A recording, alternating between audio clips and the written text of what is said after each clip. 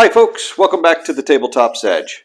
Today we continue our combined Days of Decision World in Flames campaign playthrough with the November-December 1938 turn.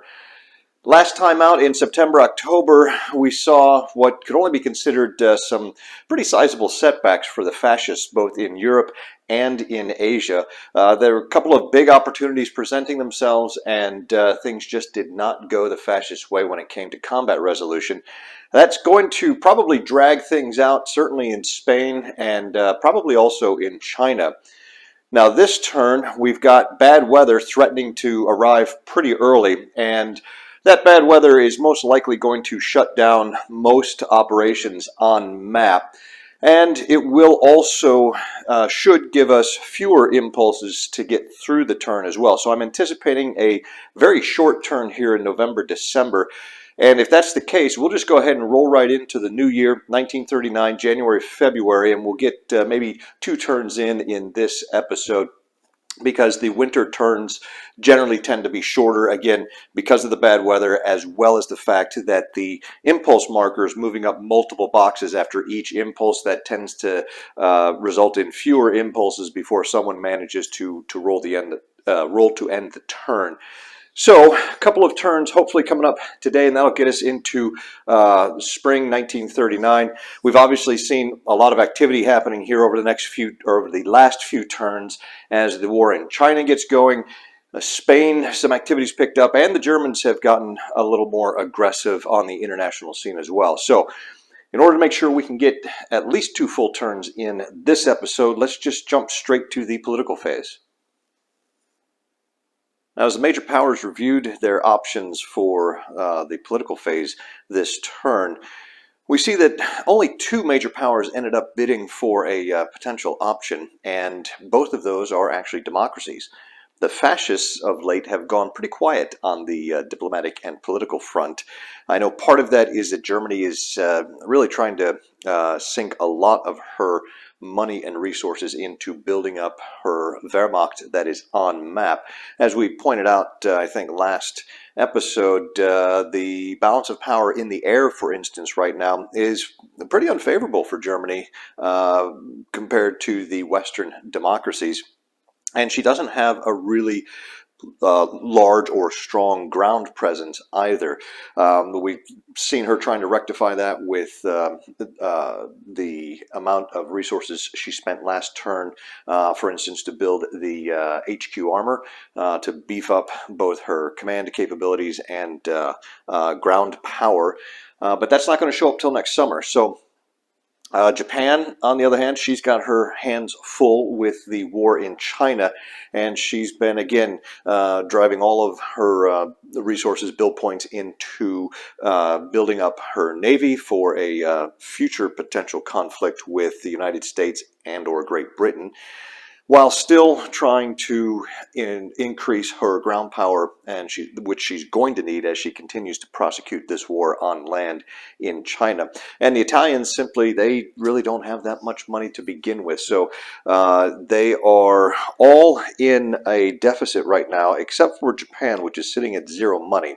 So I think for multiple reasons, you're seeing each of the fascist powers sort of pull back from a lot of political activity right now, although I don't expect that to necessarily last. Looking down the road, 1939 is around the corner, and I know Japan and Italy will become eligible to gear up at the normal cost once we get into 1939. So again, both of those powers may be keeping an eye on that, trying to save their money now so that they have something available to go ahead and get those gear-ups done in a timely fashion.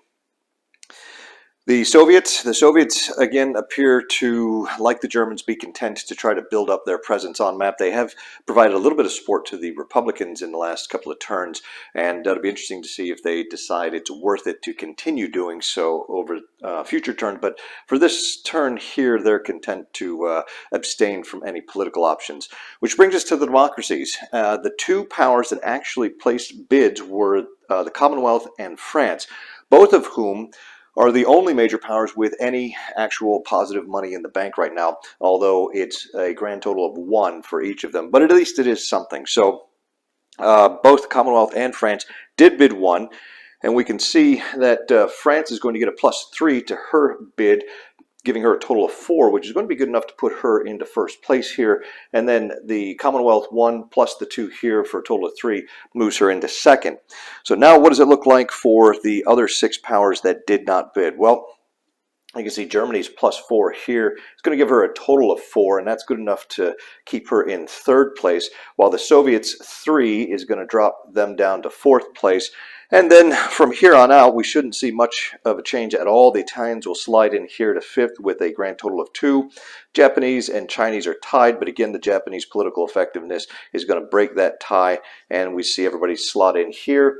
We'll bring the last card down here, since we only have 2 major powers selecting an option this turn. And with that, let's go ahead and see which option the French are going to pursue.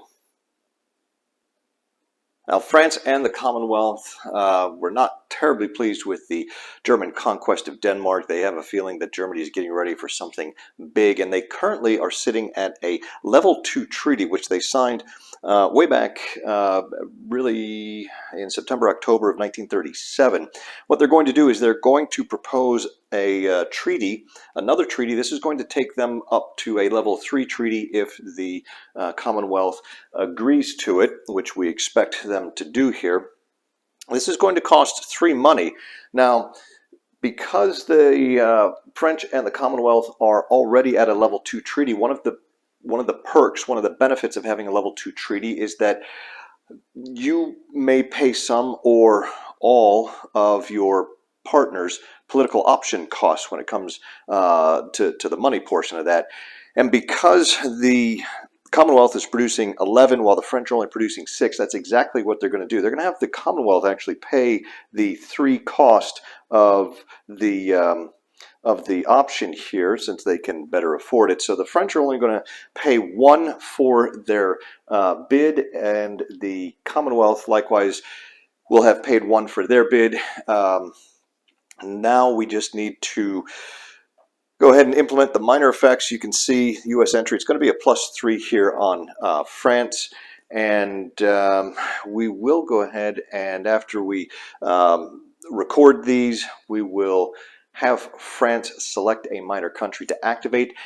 And then we'll roll to see if France ends the political phase, which would really not be good, because in order for the treaty to go through, the Commonwealth has to actually agree to it by playing their option 0F, and if the phase ends now, that won't happen. So we'll be back to square one next turn, and it will have ended up being a bit of a waste of some Commonwealth build points here. So let me get this recorded, and we'll head over to the maps and see which minor that France is going to activate.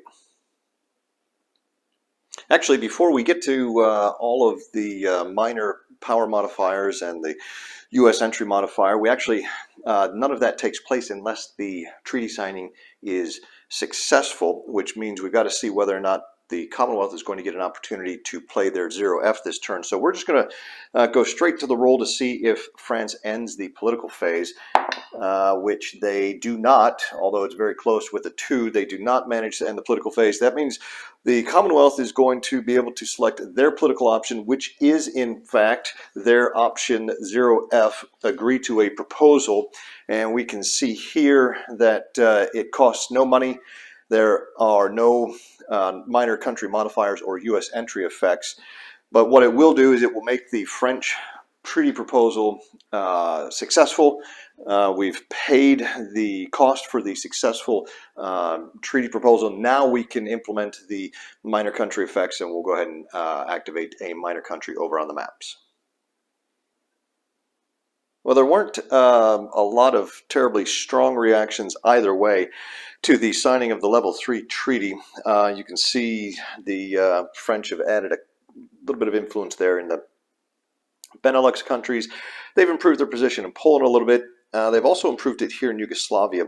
And I think they've already got Czechoslovakia and Belgium stacked with France, and they have an alliance with both of those countries. So again, should France find herself at war with Germany, she will be able to go ahead and bring in both Czechoslovakia and Belgium to join the war efforts and to strengthen her little entente, if you will, even more. I think she's going to activate Yugoslavia here and try to pull Yugoslavia in as well. So we're going to gather these control markers and we're going to head right over to the status display to implement these and see how successful they are at getting Yugoslavia into a better position to where they can be activated in the event of hostilities down the road. You can see Yugoslavia located here, only 2 hexes away from France here, although we do have this ideological border that they're going to have to cross to get out of the neutral zone.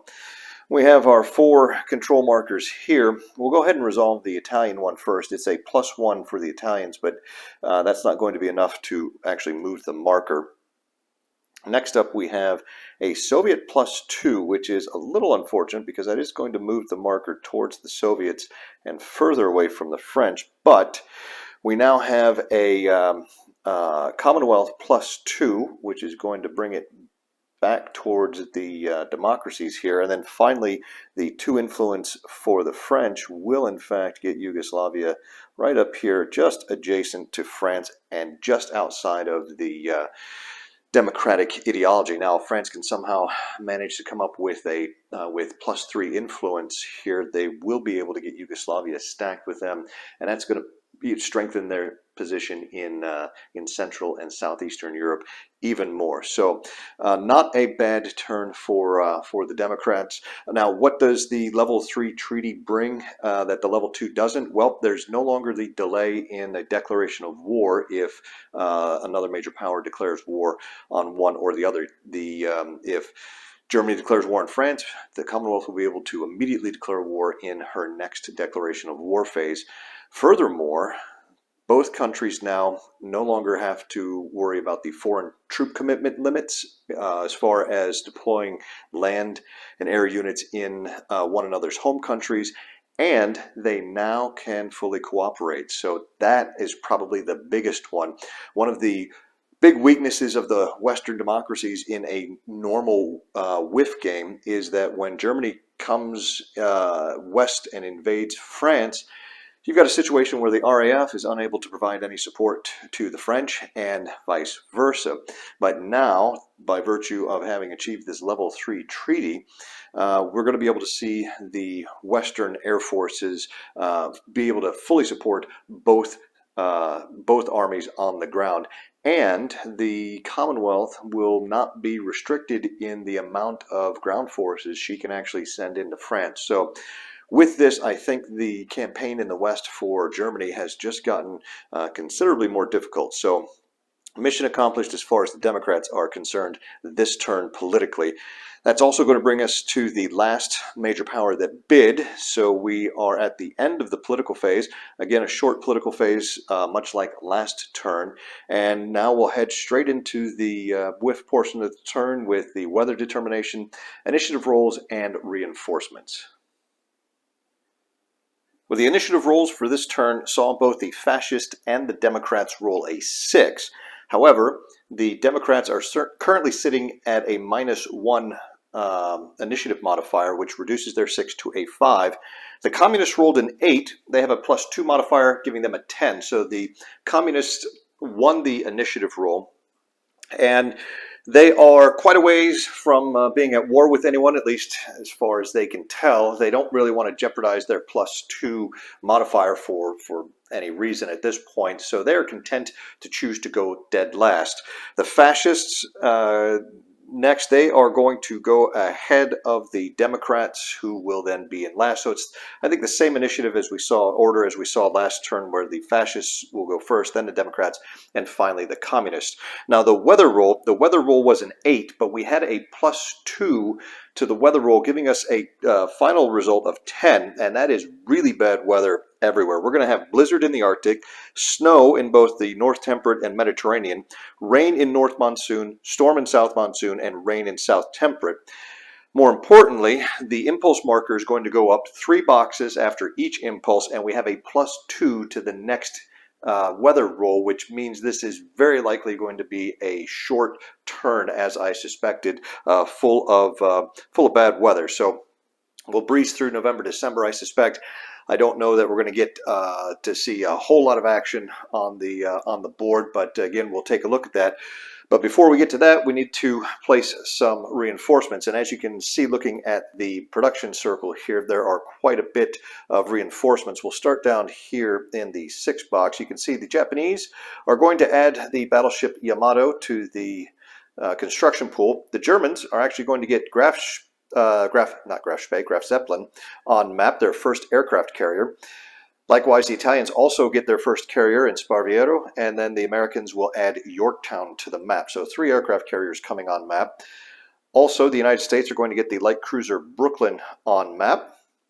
And as we continue to work our way up here, the Japanese get a very nice carrier plane. These look like some Kate torpedo bombers with a naval air of 4. That'll make that the best carrier plane we've seen yet in the game. We'll place that over in the reserve pool for now. The Germans also getting a carrier plane. Their first. It's a, well, at least for the time, a respectable 2 air-to-air, 2 naval air. We'll put that also in the reserve pool for the moment. And then finally, the Italians get a decent fighter for the moment, or at least for this time period. These G-50Bs, that's going to go into the reserve pool as well. Japanese are adding a convoy point. The Commonwealth also picking up a carrier plane. Not terribly impressive, but that's about the front line strength of most of the carrier planes that we see for the Commonwealth right here in 1938. They're going to add a pilot to the pilot track. That's going to give them 2 pilots before we decide what to do with the aircraft that are currently in the reserve pool. They are adding a transport to the construction pool, and the Germans are also going to put a twin-engine bomber. These are some DO-17s showing up in the reserve pool, as well as a pilot. Now that's going to give the Germans 4 pilots currently, and I can almost guarantee you that they will be using some of those pilots to pull some aircraft out of the reserve pool. Let's see, we've got the nationalists are getting quite a number of reinforcements. They're getting some artillery, they're getting the Blue Division back, as well as an infantry corps and the Sevilla Militia Corps. So a big turn for the nationalists, as well as a pilot here for the Japanese. So that's going to give them 3 pilots on the track, and again, I expect we'll see at least one of those pilots go into those Kates that they just received. The Republicans, to offset this bevy of replacements or reinforcements for the nationalists, are going to be getting Azania back. They also get a pilot for their Air Force, and the Red Division, as well as the Garrison Division. So not quite as impressive reinforcements as the nationalists received this turn, both in quantity or quality. The Germans, they will pick up a garrison unit. Japanese are also going to add a pretty good militia unit from Hiroshima. The Soviets are getting a fighter, which will go into the reserve pool for now. And then finally, the nationalist Chinese are getting another infantry corps. So as you can see, the number of reinforcements are starting to build as countries turn their spending away from diplomatic efforts and more towards building up their militaries in anticipation of some wider conflict breaking out here, perhaps in the coming year. So I'll go ahead and get the reinforcements placed to also figure out what we want to do with the new aircraft that have arrived in the reserve pool, and then we'll pick up with the fascist first impulse. We're going to start the action this turn over in Asia with Japan, and they are selecting a combined action type impulse. In fact, they are still restricted to combined types only because of the Japan 6 political option they played in order to go to war with China. And they're going to be under that restriction for about another year or so. Now, with that, they have decided to pay the 7/10 of an oil cost to allow them to freely move all of the oil-dependent units they need to this impulse. We have seen them basically slogging their way forward 1 hex per turn up here in North China, which has not been a very satisfactory rate of advance for the Japanese. What that's done in part is allowed the Chinese communists to move west or eastwards here, and to help the nationalists continue to form a line in front of them. And what the Japanese are hoping to do is get to the point where they can bust through that line and start making some unopposed advances deeper into mainland China here. So far, they've only been able to capture a single resource, which is, again, not quite what they were planning on achieving this deep into the campaign. Now, they have managed to open up and widen their secondary front down here based off of Fuchao.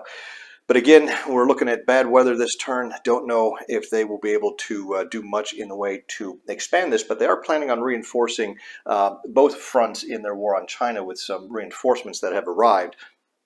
And so, while we have no port attacks or naval air missions, we do have some naval movement, and we're going to be bringing some troops ashore here in the mainland. We've got our 2 naval moves done there. And we don't have any naval combat. There's no strategic bombardment or ground strike missions. No rail movement, which brings us up to land movement. Now we get 3 land moves in a combined, and the debarkation of the units at sea do count against those land moves. So it's really going to just restrict us to a single actual land move in the land move phase. We're just going to slide the 27th Army over into Peking, anticipating the arrival of landing some reinforcements here at Tianjin later this impulse. And in fact, with the land movement done and no air transport, that brings us right to the debark land units step. And we're going to split these reinforcements. We're going to bring the Fukuoka militia ashore up north here, and we're going to try to reinforce the southeast down here with the Hiroshima militia. Now, the movement costs are doubled, but the port you can see here of Fuchao is in the mountains, which would exceed the Hiroshima militia movement cost even in fine weather. So since it doesn't matter, since the poor weather doesn't matter, we'll just go ahead and bring them ashore now to make sure we actually get them ashore before the turn ends on some freak circumstance. So that's going to bring us, without any invasions or paradrops, right to land combat. And we are going to make an attack here with these 2 stacks. The Japanese have 13 in this hex, and we've got 1, he should be face up, 6. We've got 11 in the other hex, so that's a total of 24 that's attacking 4. So 24 to 4 is actually a pretty decent 6 to 1. However, as I mentioned, that snow weather is going to turn that 6 to 1 into a 4 to 1. But we are going to also go ahead and commit Umezu with offensive HQ support. His 3 reorg value will translate into a +1, which effectively, not exactly, but it will effectively kind of give us at least one of those odd shifts back the way the tables are set up. Now, there isn't going to be any ground support or anything else, so it looks like we are set up here with a 4 to 1 +1, and now the Chinese communists have to decide whether they're going to go with the blitz table or the assault table. And there's not too much to choose between the 2 of them. The Chinese strategy thus far has been to choose the assault table, take the casualties, but have a much better chance of inverting all of the, or most of the Japanese attackers. And to date, it's been fairly successful in slowing down the Japanese. So the Chinese see no reason to alter that. They will go ahead and stick with the assault table here. So it's going to be a 4 to 1 +1. So let's go ahead and see what the attack roll looks like. Looking at the assault table, the 4-1 plus 1, the Japanese will end up killing the defending unit. The question is, how much is it going to cost them, and how many of their units will be able to remain face up? The Japanese are looking to get, they would like an 8 or better to keep everyone face up. If they can roll a 5 or better, they'll avoid any losses, which would be nice as well. Let's see what they do here. And again, the Japanese attack rolls are not doing all that great for them. The final result is a 3 plus 1 is a 4. If we look at that, it's going to be no loss to the Japanese, which is good, but and 1 loss to the defenders here, which means they will take the hex. However, you can see none of the Japanese attackers are going to remain face up.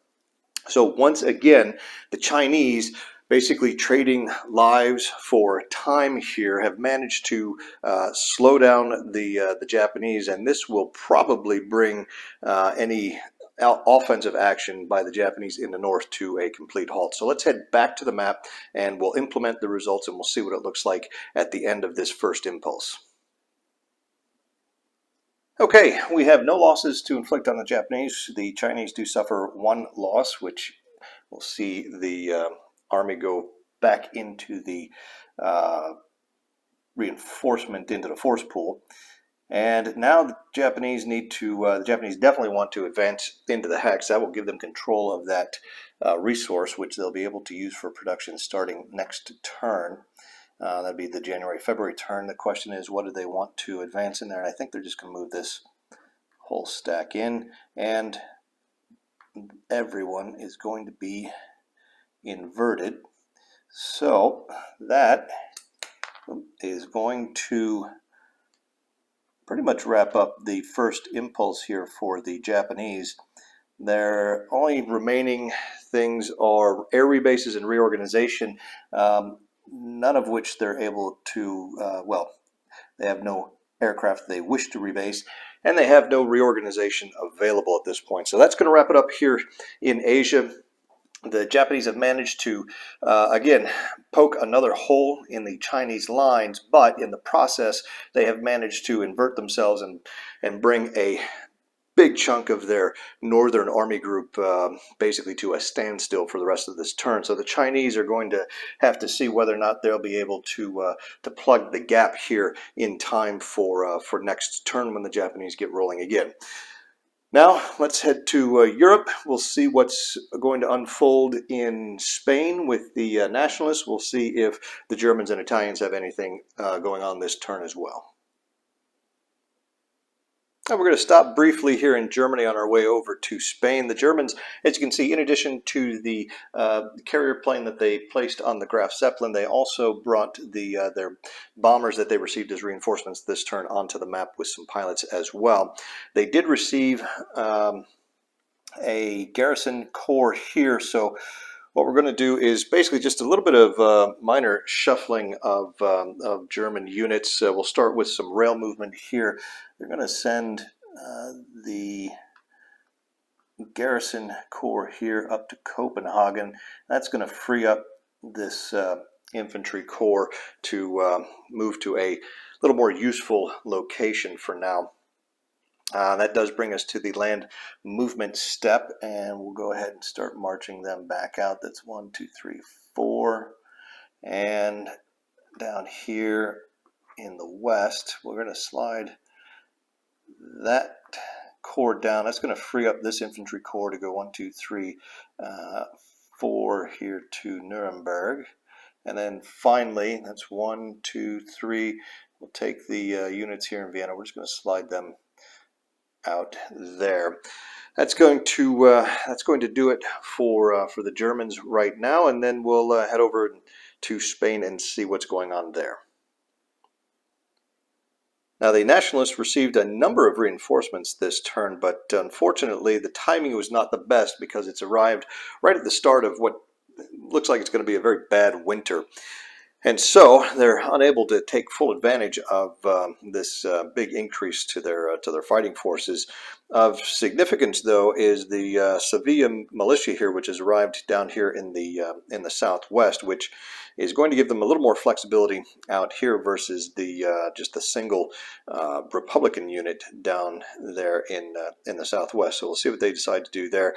Obviously, there's no naval movement, combat, no air activity. We are looking at snow in both the North Temperate and the Mediterranean, so it's the same weather throughout all of Spain. It's not going to impact movement at all, but what it is going to do is, again, provide a 2 odds level shift in any attacks. And since the attacks in this theater are generally being made at 2 to 1 or less, that's going to make any actual attacks probably more suicidal than productive. And so I don't think we're going to see much in the way of any offensive activity until the weather gets better here in Spain.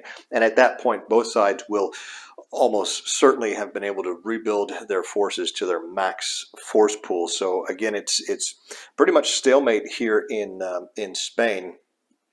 But that doesn't mean that the nationalists aren't going to do at least a little something. They're going to slide this militia unit up here, and then they've got a little gap in the lines here, and they've got a number of reinforcements they can bring down. In fact, I think they will go ahead and bring this guy 1, 2, 3 here.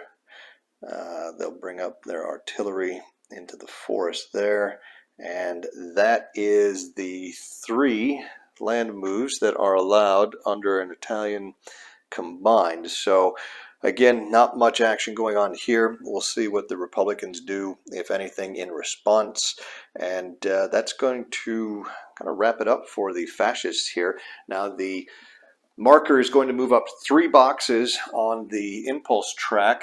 That's going to put us in the 4 box for the Allies. There's no chance to end the impulse or end the turn after this impulse. Neither will there be a chance to end it after the Democrat impulse or the Communist first impulse. But after that, there's every possibility that the turn could end after as early as the end of the fascist second impulse. So let's go ahead and see what the Democrats decide to do. We're staying right here in Spain for the start of the Democrat first impulse. And really, because there's not too much that's going to be going on, just a little bit of shuffling. The Republicans are looking to, again, solidify their line here east of Madrid. So they're going to slide the cavalry over. They're going to bring Azania back into the line, as well as the garrison division. And those are the 3 moves, land moves, that they're allowed under the French combined limits. So again, not a lot going on here in Spain. The Commonwealth doesn't have much to do either, and the French really haven't received any reinforcements, any change in the board state for them right now, which means we are ready to go ahead and hop back over to Asia, see what the Chinese nationalists decide to do in response to the Japanese attack.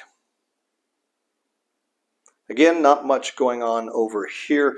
The Chinese obviously are looking to seal up the hole here in their line. And to do so, really the only thing they're going to have going on this turn is going to be some land moves. They are continuing to bring the Chongqing militia forward here. And the question is, do they want to slide an army down here? There's not really any danger of the Japanese getting into this hex this turn. The real question is, they don't want to necessarily weaken their front lines here by extending them. They have the Chongqing militia on the way. The communists should be able to slide down and take care of Chengzhou here. The question is, do they take the risk of the turn ending before the Chongqing militia can get into this hex? It's going to take them 2 more impulses to do so. And given the way the weather has been this turn, the Chinese are not optimistic of being able to do that. So they are going to go ahead and just slide that 6th Army down for now. And then counting on the communists to fill in here, that will again restore the line, and they've got some reinforcements moving up in the form of the Chungking militia, which can either strengthen the line here or allow the communists to pull back into the mountains and take over here at Chengzhou. So we'll see what happens here at this turn. See how many impulses the Chinese get to work with, and other than that, that's going to send us over to the communist first impulse. And while we're here, and since there's not much to it, again, you're just going to see the Lanchow militia slide down here, and then Mao will go ahead and enter the mountains and invert due to the movement point costs. And the Chinese have managed to reestablish their line, although things are looking a little thin on the ground for them. They will very likely not have to deal with any further Japanese attacks this turn, at least, and hopefully they'll be getting some reinforcements here in the near future. So that is anything the Soviet Union itself wants to do, and I don't really see anything pressing. So with that, I think we are going to wrap up the first communist impulse, and we're going to send it back to the fascist after we roll the dice for the weather. Remember, we're going to get a +2 to the weather roll for this upcoming set of impulses. Well, the weather roll was a 9. When we add 2, that makes it an 11, which you can see the weather has gotten even worse. We've got blizzard in Arctic North Temperate, snow in the Med, rain, storm, and rain. So the weather's gone from snow to blizzard here in North Temperate. Everything else has remained the same, which is truly awful. Given that, I think rather than waste some time with just some minor movements here and there, nobody's going to be attacking. I can tell you that, at least for this set of impulses. Maybe if the weather gets better next turn. I'm just going to go ahead and work through this set of impulses. Again, the Germans are going to continue with some minor redeployments to sort of threaten or appear to threaten Czechoslovakia. The Japanese may attempt to move up some of their rear units in the north to backfill the hex from which the units advanced in the attack last impulse. But other than that, there's really nothing that's going to be going on. And if the weather continues to stay this way, I'll probably just play through this turn. I'll show you some highlights once we get to the end stage right before we go to production. Well, the weather did improve slightly in the next set of impulses, but still was not very good. It was snow in the Arctic and storm in North Temperate with rain in the Med. And, in fact, the turn ended immediately after the fascist next impulse. So that actually slid them from the 0 initiative modifier box into the -1 along with the Democrats now. We can see here in Spain just a little bit of movement here. They basically this turn just managed to swap the positions of the militia and the cavalry unit. They've reinforced their line here, bringing up a division from is that Barcelona? Yes, from Barcelona there. The Germans continued shifting some forces further east in the vicinity of Czechoslovakia. And over in Asia, the Japanese did take advantage of that next impulse to go ahead and move in some troops here to sort of backfill. You can see they're inverted because of the bad weather that was in the North Temperate at the time. So that's going to bring us to the end of 1939. We're coming up on partisans, which we should not have. China does have a fairly high partisan value, but all of the enemy-controlled spaces are either occupied or in the zone of control of a Japanese unit, so we won't be able to place any even if we were to roll some. And Denmark has no partisan value, so we don't roll for that. Which means we're looking at U.S. entry, return to base, final reorg, and then we'll get to production. Now, one of the things I have not been showing you, and I figured now is as good a time as any, has to deal with U.S. entry. If you recall, I'm using the days of decision U.S. entry rules rather than the option within days of decision to use a slightly modified WiF U.S. entry. And in the WiF U.S. entry, there are certain U.S. entry actions that the various powers can do during a turn, which can increase or decrease U.S. entry by placing chits into the entry pool and the tension pool. Well, we don't have any entry pools or tension pools with the DoD system. We just have a straight entry level against each of the other major powers. And it is the political options that are selected that have that are the big driver on U.S. entry as far as that goes. However, when a major power goes to war with a Democrat major power, we have this table right here. And during U.S. entry of each turn, the U.S. is going to roll one die against each of those major powers, and it's going to change its entry level anywhere from -1 to +5. And you see there are a couple of modifiers to this die roll. There's +1 for each year that the major power has been at war with the Democrat, and then there's another +1 for each other major power that is at war with a Democrat. And then finally, Japan option 6, if that's been played, it's a -1. So this is another instance where playing the Peking Bridge incident in order to declare war on China helps out the Japanese, even though it comes with some restrictions. Namely, she's limited to those combined action type impulses. And so we have been rolling each turn during the U.S. entry phase for Japan to see whether or not her entry level increases with the United States. And there were a couple of turns, 2 turns as a matter of fact, where that -1 for the Japan option 6 actually made the difference. They rolled a 6 on the die. That -1 changed the result to a 5, which meant no increase in U.S. entry. So the Japan 6 has paid off at least a little bit so far in the U.S. entry, or delaying U.S. entry.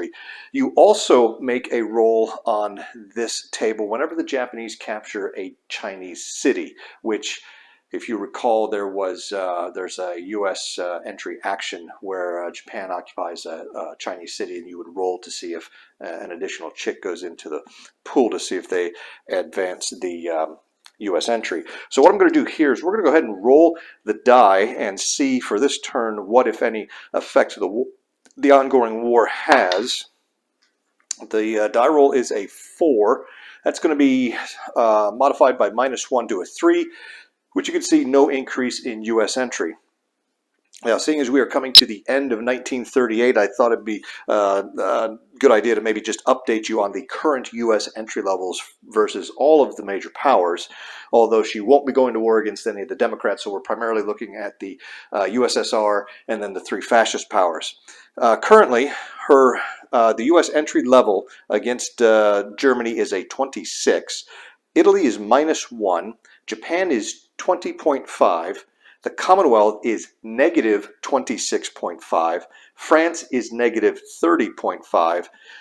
The Soviet Union is 12, and China is -38. So the U.S. is still quite a ways from being able to declare war on anyone. And in fact, there are several political options that the United States has that will institute a number of the U.S. entry options from the WiF system. Things like escorting convoys in the U.S. East Coast, Lend-Lease, those sorts of things. And she's still quite a ways from that. But if you think about it, the situation in the world right now, really you just have Japan and China sort of going at it. Yes, Germany bloodlessly conquered Denmark last turn, but other than that, there's not a whole lot, there hasn't been a whole lot of fascist aggression in Europe to really get the U.S. Kind of riled up. So that's where we stand as far as U.S. entry goes here at the end of the year.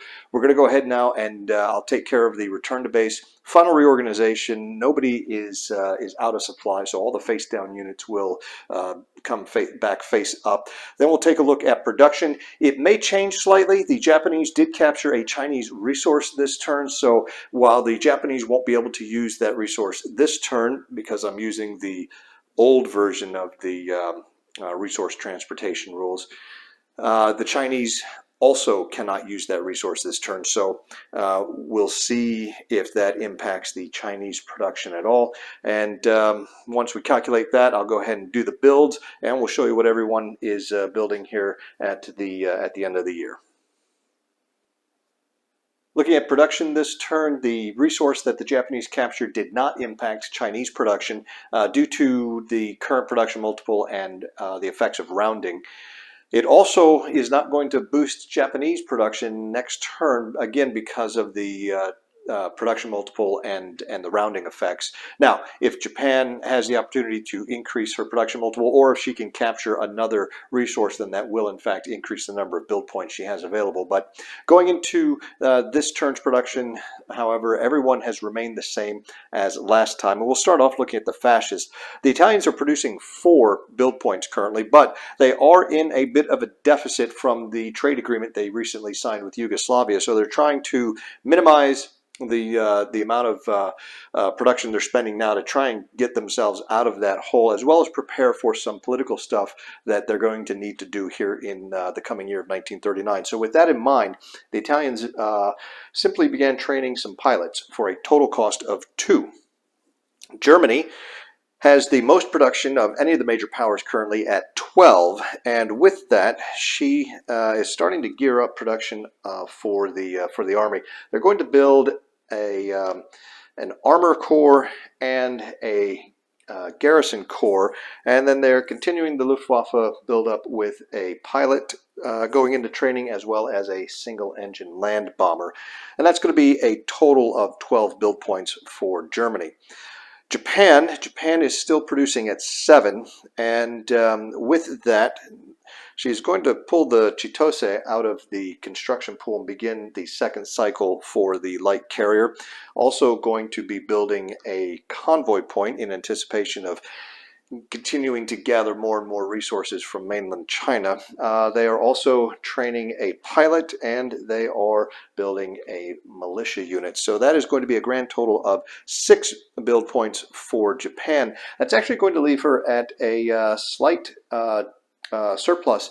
She currently has 1 yen still sitting in the bank. Now, moving on to the Soviet Union.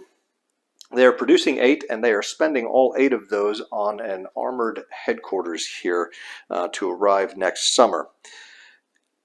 Moving on to the democracies now, looking at France. France is actually producing 6 build points. She's going to spend 4 of those on an artillery unit, and the other 2 are going to go into training some pilots for the Air Force. Commonwealth is producing 11 build points, so they are right behind Germany. And if you look at the total build points for the Western democracies versus Germany right now, it's 17 for Commonwealth and France versus just 12 for Germany. So Germany a little bit behind the production curve here, and she'll be needing to rectify that before things get really out of hand, and the Allies have the ability to really start outbuilding her and getting those forces on map, because that's going to make it extremely difficult for Germany to do anything. With that in mind, the Commonwealth is still focusing heavily on the Royal Navy, however. So they are pulling Victorious out of the construction pool, beginning second cycle on her, building another convoy point, and then they are beginning construction of 2 light cruisers. And then the RAF is seeing some more pilots getting trained, as well as a single-engine fighter. And all of that is running the Commonwealth a grand total of 9 build points. And finally, we look at the United States. They have 3 build points. They're going to spend all 3 of those on pulling the USS Maryland out of the construction pool and beginning the second cycle on her. That's going to leave the U.S. at a grand total of 0 money in the bank now. And that's going to wrap it up for 1938. This was a fairly short turn, as expected, as often happens in the winter turns. We're also going into another winter turn, January, February 1939. So I'm going to go ahead and just keep this rolling, and we'll run through January, February. We'll see if anything more happens there. And before we do that, however, it is time for the annual Force Pool edition. So I'm going to have to dive into the box, pull out the force pool additions for all the major powers, and as each year goes by, the number of additions continues to grow. So it'll be interesting to see what new forces are going to be available to build here for everyone in the coming year. So once we get that done, we'll go ahead and jump right into the political phase of the new year. I just wanted to give you all a quick idea of what the force pool additions, the annual additions, look like here. And you can see we've got 2 rows of bags laid out. This is how I store all of the counters. And I've got them broken down by year. So the 1939 bags are on the left. The front row here are the 3 fascist powers, and then the top row are the 5 Democrat and communist major powers. And so we've got the 39, 40, 41, 42, and 43 bags respectively. And you can see how the number of units increases as the historical war really got into full swing. You can see that particularly well here in the Allied bags. This is the 39, which there's a fair amount of units in here, but you compare it to the 43 bag. Now the bags are a little bit different size, but if I squeeze these down here in the 39, you kind of get a sense there that you're seeing probably at least twice as many units going into the force pools for the start of 1943 as the start of 1939. So as each year goes by, we'll see the force pools grow for each of the major powers, and with the production multiples increasing, we would expect to see the number of build points available to build all of that stuff increase as well. Although for countries that are being invaded, like China now, and potentially the Soviet Union or France down the road, they'll see the resources they have potentially lost to the invaders, and so their production may decrease a bit. So I'm going to go ahead and set about sorting this bag and get them all in the cups, and then we will be ready to start with January, February 1939. All right, I have sorted and added the annual additions to the various force pools, and as we begin the new year of 1939, I get this feeling that the fascist powers are behind where they should be at this point. There's nothing specifically I can point to give me that feeling, but it's just this kind of this sense that I have. I don't know if it's just not being used to seeing Germany with so few units actually on map, or what, but we'll see. We'll see how things go. We are, as I said, in January, February 1939, and we're going to have a surprisingly active political phase, I think, especially considering the financial situation of most of the major powers. In fact, I think only Japan is sitting in the with a positive bank balance right now, with a grand total of 1.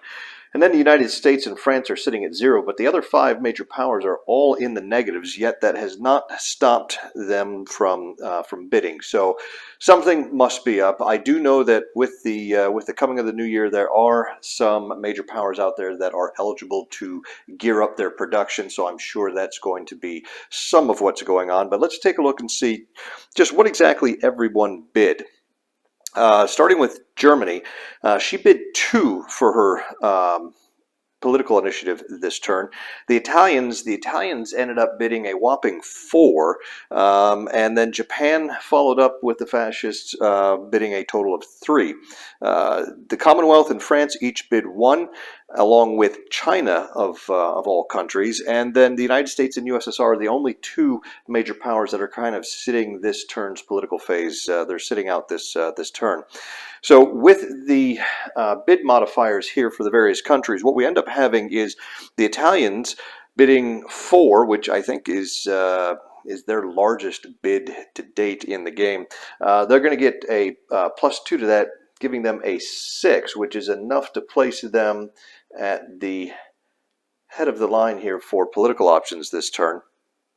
Following them, Germany bid 2. She's going to get +3 for a total of 5, but France bid 1. She's got a +4. So Germany and France are tied, but the German political effectiveness is going to break that tie. So Germany is going to slide in here at second, and France is going to take the third position.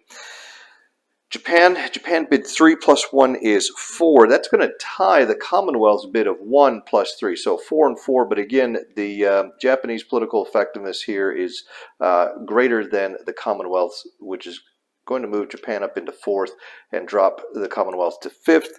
And then we've got China moving up to 6th position as the last of the major powers that actually bid.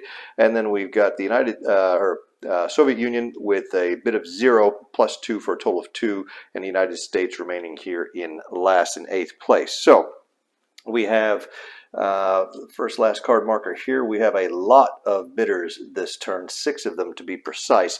It'll be interesting to see if the end of phase die roll cooperates and we can get down all the way through all 6 political options, or how many of the countries here are going to have to wait till next turn to do what they're trying to do this turn.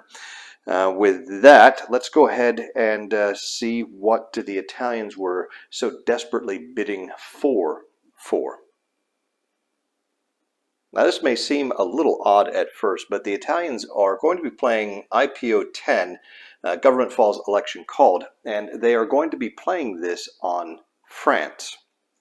Now, bidding for the opportunity to call an election in France may seem excessive, and there's a little bit more going on here than what we've seen so far, and I think it will become apparent as we continue to move through this political phase. But the option is going to cost Italy an additional 1 money, so she spent a total of 5 money this political phase, which drives her all the way down. She's currently sitting now at -8 on her bank account. So she went fairly deeply in debt for this, and what this is going to do, the effect you can see as far as U.S. entry goes, there is no U.S. entry effect, and there are no minor country modifiers, so it's not going to have any impact on the world political situation. But what this is going to do is going to force France to hold an election, and that's going to basically limit France's political option play this turn to calling an election, and we'll see how that plays in with things as we continue. Like I said, through this political phase. So the Italians have basically, the French government has fallen, and an election is due this turn. Now, let me see. I'll double check this. We'll head over to the map and see which minor country the Italians are going to activate, if indeed they need to activate a country. If not, we will go straight to the end of phase die roll and see if the Italians manage to end the political phase, which would probably piss off everybody else. So let's see what happens. Well, the Italians actually don't have a lot of influence anywhere on the board right now, and that's probably due to a lack of political options she's been playing lately. But she does have +2 influence here in Portugal, so I think she's going to go ahead and select Portugal to activate. Let's head over to the status display. We'll resolve all of the influence markers there and then roll to see if the phase ends. Over on the status display, you can see Portugal located here, just really midway between the fascists and the Democrats, and we have the 4 influence markers from Portugal laid out here. Now we know that the +1 for Germany is not going to be enough to move the marker. Neither will be the +1 for the UK. Unfortunately for the fascists, they do have a -2 with for the Japanese, so that's going to move Portugal 1 hex away from Japan, and then that's kind of offsetting the positive influence that the Italians have here with their +2. So that's going to move it back, basically back down to there. So really no big net movement on the part of Portugal with this. But now for the real important part of this option, and that is the end of phase die roll. Now it needs to roll a 1 or less to end the phase, and ooh, boy, that's close. That 2, however, is enough to ensure that the Political phase continues, which means next up is Germany. So let's see what Germany is bidding for this turn. Here we begin to see what is going on with the fascist powers this turn. Germany is going to be selecting German option 8, demand Sudetenland. Now this is probably the single most consequential option that certainly the Germans can play before the outbreak of a general war between the Western Democrats and Germany. This option, however, as you see here, can be negated by the Commonwealth and France. So what we're looking at here is that the prerequisites are Germany may only play this option if her production multiple is 3/4 or higher, which it currently is, and Czechoslovakia is not in a civil war or conquered by, at war with, or aligned by a major power. So Germany meets the prerequisites to be able to play this. You can see there are a number of minor country modifiers here, which we will put onto the board shortly. And the U.S. entry is going to be a +3 hit for Germany. Now the effects. If Commonwealth 6 or France 8 is not played successfully this turn, the Sudetenland becomes part of the German home country. And what this means is that if the Commonwealth option 6 is successfully played, it will basically negate this and then prevent Germany from claiming the Sudetenland ever again in the future. What that means is that Germany's only recourse to gaining the territory of Czechoslovakia and the factories and resources therein would be to declare war on Czechoslovakia. And as we have seen, the French have managed to get Czechoslovakia stacked with her on the status display. They are allied, which means that a declaration of war by Germany on Czechoslovakia would in fact be a casus belli, allowing France and her level 3 treaty partner Commonwealth to declare war on Germany. So Germany would then be immediately faced with a two-front war, which is what she's trying desperately to avoid here. Not only that, but she's going to be considerably weaker than she was historically in that event, because she won't have access to the economy of Czechoslovakia. So Germany has kind of thrown down the gauntlet with the play of option 8. We have both France and the Commonwealth yet to go this turn in the political phase. Now, at this point, Germany would be probably quite happy to roll a 2 to end the phase, because then France and the Commonwealth would not have the opportunity to play those other options.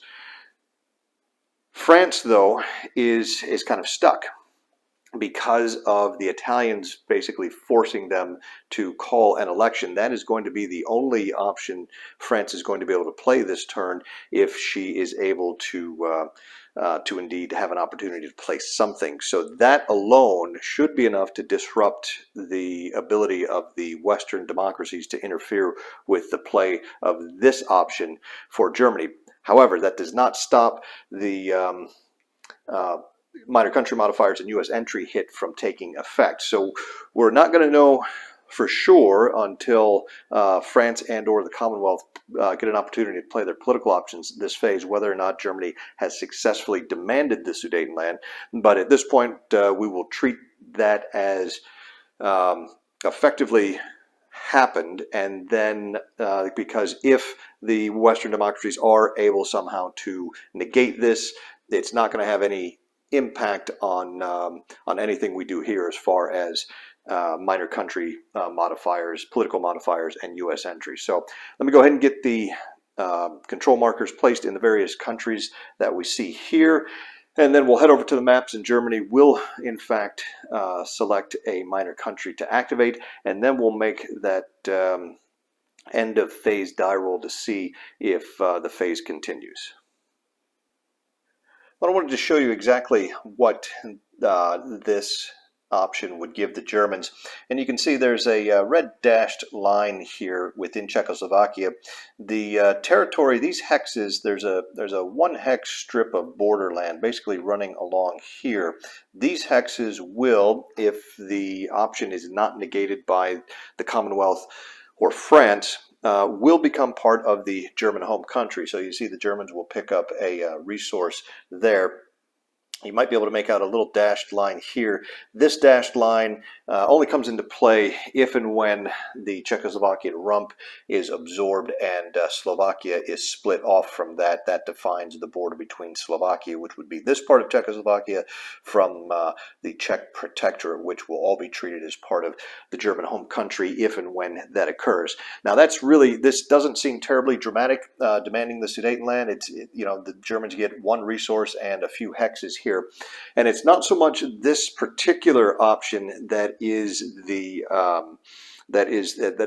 most impactful, but it is the most important because it is the prerequisite for Germany being able to eventually occupy the Czechoslovakian rump, which will provide things such as 2 factories here, since it's going to become part of the, and a third one here, since this is going to become part of the German home country.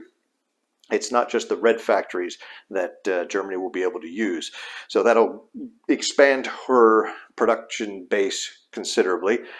Not only that, Germany will receive a number of land units as basically free reinforcements to turn after they occupy the Czech rump here. So, but that cannot be negated by the Western democracies. If they are going to stop Germany from politically or bloodlessly consuming Czechoslovakia, they're going to have to do it right now when she demands the Sudetenland.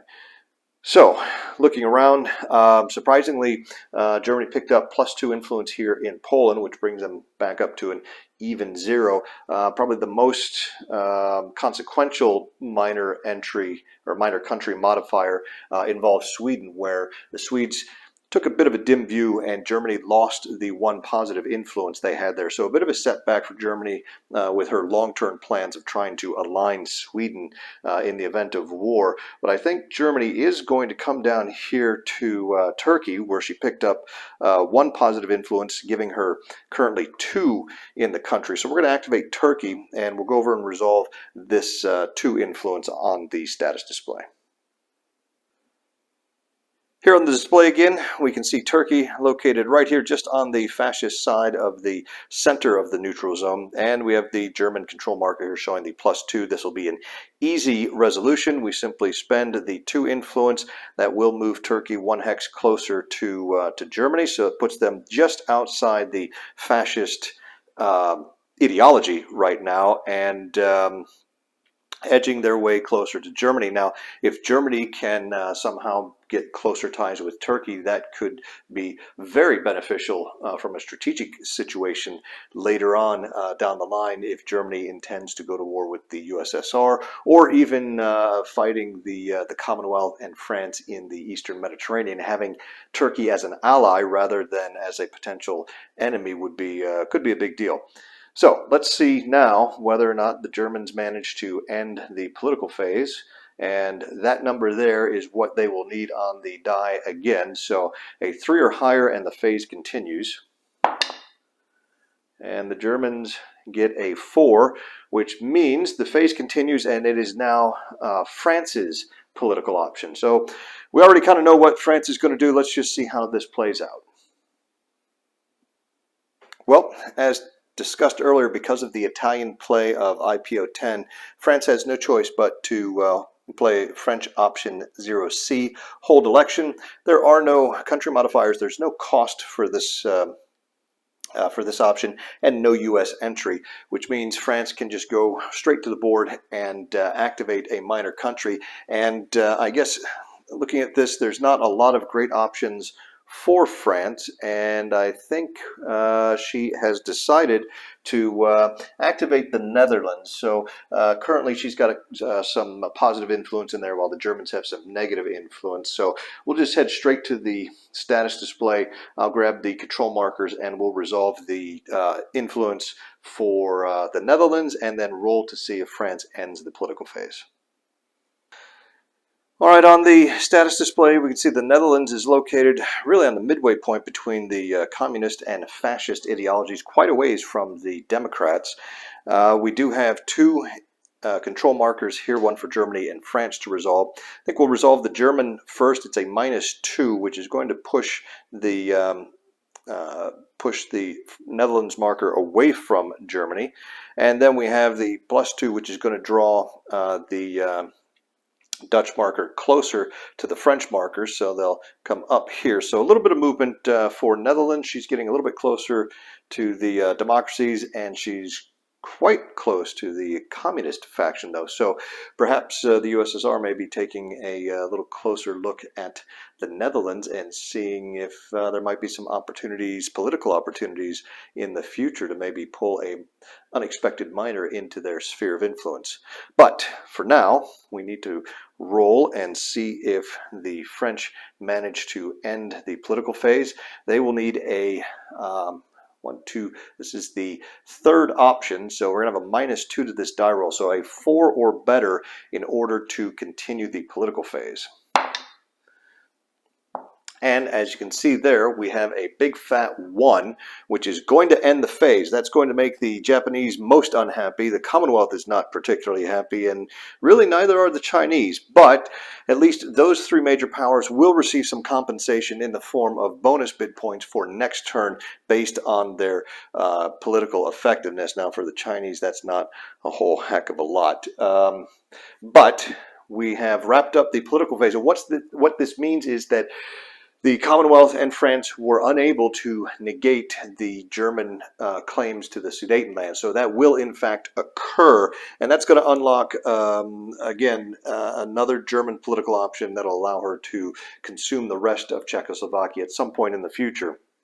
I don't know that it's going to happen right away, simply from the fact that Germany is sitting at now -9 in her bank account, so she's fair ways in debt. She does have a debt limit of 20, however, so she still has some room to spend. She is producing, 12 build points per turn, so she'll get on the positive side of the ledger in the production phase this turn, but I'm sure she's not going to be content to forego any and all production this turn. So we'll see how the Germans decide to manage the deficit spending that they found themselves in here. But I would say overall the Germans are still very, very happy with how this turn unfolded, and they got over what is the single largest hurdle to them in the, I'll call it, pre-war phase of the game. So with that, I guess it's time to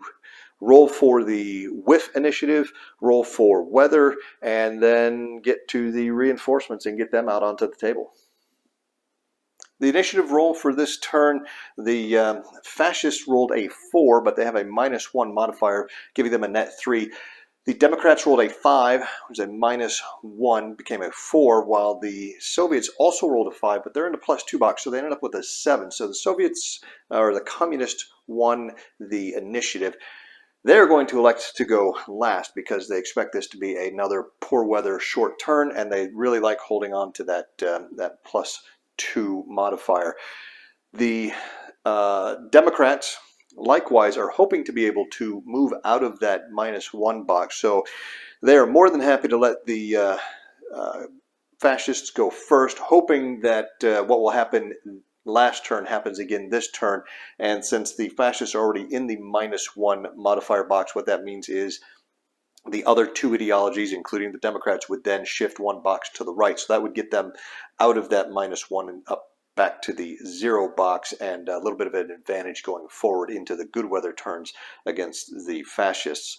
Speaking of the weather roll was a, what was it? It was a 3, and we did have a +1 from the last weather roll, so we ended up with a net 4 on the January-February turn. It's going to be snow in the Arctic. It's going to be storm in North Temperate. However, the Med and North Monsoon are both fine weather along with South Temperate, and we still have some rain in South Monsoon. There will be a +1 to the next weather roll, and the initiative marker is going to go up 2 boxes after each impulse for the next few impulses.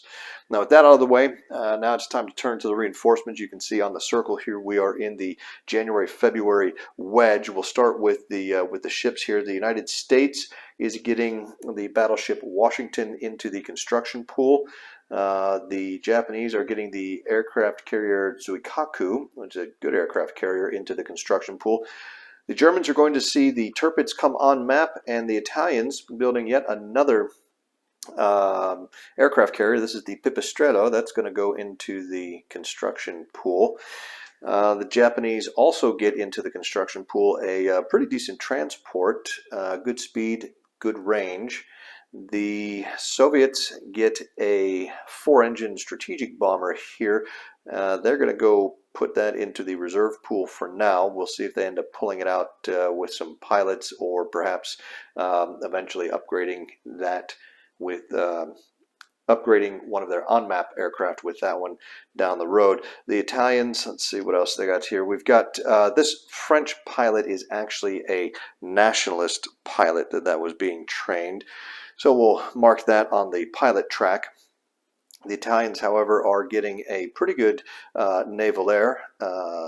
The Chinese pilot here is actually a Republican pilot, and we will also mark that on the track. Speaking of the Republicans, they are receiving a garrison unit, and the Nationalists are going to get a garrison division and an infantry corps. The Japanese are picking up another good militia. They're also adding a pilot to their pilot track.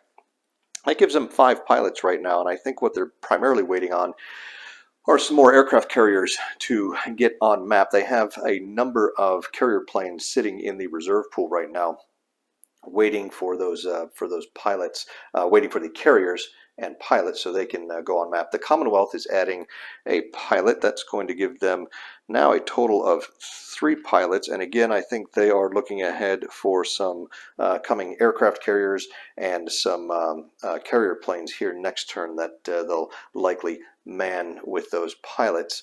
The Soviets get a mech corps, and then the Germans are going to receive a land bomber and a fighter as well as a pilot. And I can tell you right now, we're going to use the pilot they just received to place the fighter on map.